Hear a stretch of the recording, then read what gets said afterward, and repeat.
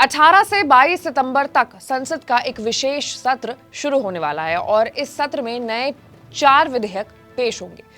इनमें चुनाव आयुक्तों की नियुक्ति और सेवा शर्तों से जुड़ा एक विधेयक भी पेश होना है। नए विधेयक से मुख्य चुनाव आयुक्त का ओहदा केंद्रीय राज्य मंत्री से भी कम हो जाएगा। इसलिए कई सवाल उठ रहे हैं, जैसे कि अगर कैबिनेट मंत्री नियमों का उल्लंघन करते हैं तो उससे चुनाव आयुक्त कितने प्रभावी तरीके से रोक पाएंगे, या फिर क्या नए कानून से चुनाव आयुक्तों की शक्तियां कम हो जाएंगी। तो आज चर्चा इसी मुद्दे पर करेंगे। नमस्कार, मैं हूं आशीष सिंह और आप देख रहे हैं अनकट।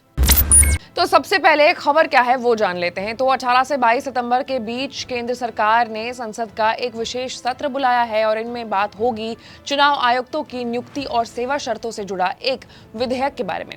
मुख्य चुनाव आयुक्तों और अन्य चुनाव आयुक्त विधेयक 2023 को राज्यसभा में 10 अगस्त को मॉनसून सत्र के दौरान पेश किया गया था। संसद के विशेष सत्र में इन पर 18 सितंबर को चर्चा होने वाली है।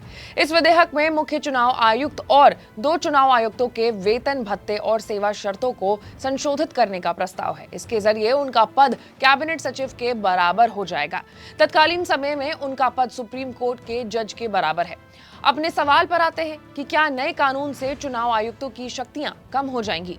तो इस कानून के बनने से शक्तियां और विशेषाधिकार में विशेष कमी आने की संभावना नहीं है। ऐसा इसलिए है क्योंकि चयन होने के बाद सीईसी और ईसी संविधान के अनुच्छेद 324 के तहत चुनावों का संचालन करते हैं। संविधान के प्रावधानों के अनुसार स्वतंत्र और निष्पक्ष चुनाव कराने के लिए चुनाव आयुक्तों को अनेक अधिकार दिए गए हैं। बता दें कि समिति के माध्यम से नियुक्त होने पर मुख्य चुनाव आयुक्त और चुनाव आयुक्त की विश्वसनीयता बढ़ने की उम्मीद है। हालांकि सीवीसी, सीबीआई और ईडी चीफ की मुखिया की नियुक्ति में भी समिति का सिस्टम लागू होने के बावजूद विवाद बढ़ रहा है। इसलिए सिर्फ कानून या नियुक्ति की प्रक्रिया बनाने से चुनाव आयोग की विश्वसनीयता कायम रखना मुश्किल काम है।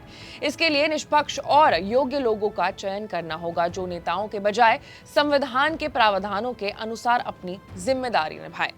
विधेयक 2023 की मुख्य बातें क्या हैं, एक बार वो भी जान लेंगे। तो नया कानून है। 10 अगस्त 2023 को केंद्र सरकार ने राज्यसभा में ये विधेयक पेश किया था।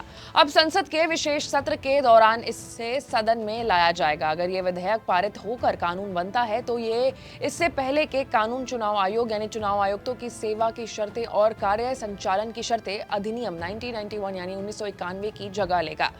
नियुक्ति इस विधेयक के मुताबिक मुख्य चुनाव आयोग यानी सीईसी और अन्य चुनाव आयुक्त यानी ईसी की नियुक्ति एक सिलेक्शन कमेटी के सुझाव पर राष्ट्रपति करेंगे। इसमें 3 लोग शामिल रहेंगे, प्रधानमंत्री, लोकसभा के नेता प्रतिपक्ष और एक कैबिनेट मंत्री जिसे पीएम ही नामित करेंगे।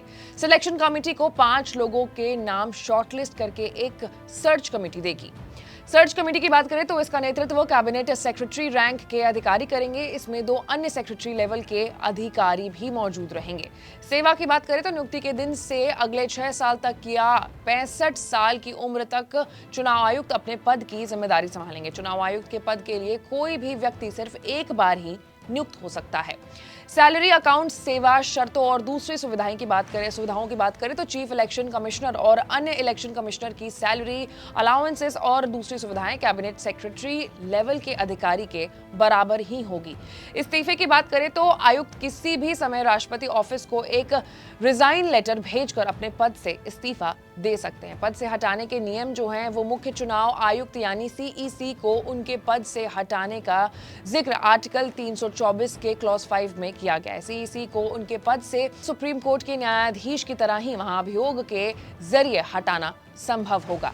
तो अब 18 से 22 सितंबर तक केंद्र सरकार ने विशेष सत्र बुलाया और इसमें 4 विधेयकों पर बात होगी। और ये क्या है 4 विधेयक, इस पर भी अनकट ने एक अलग से एक्सप्लेनर किया है।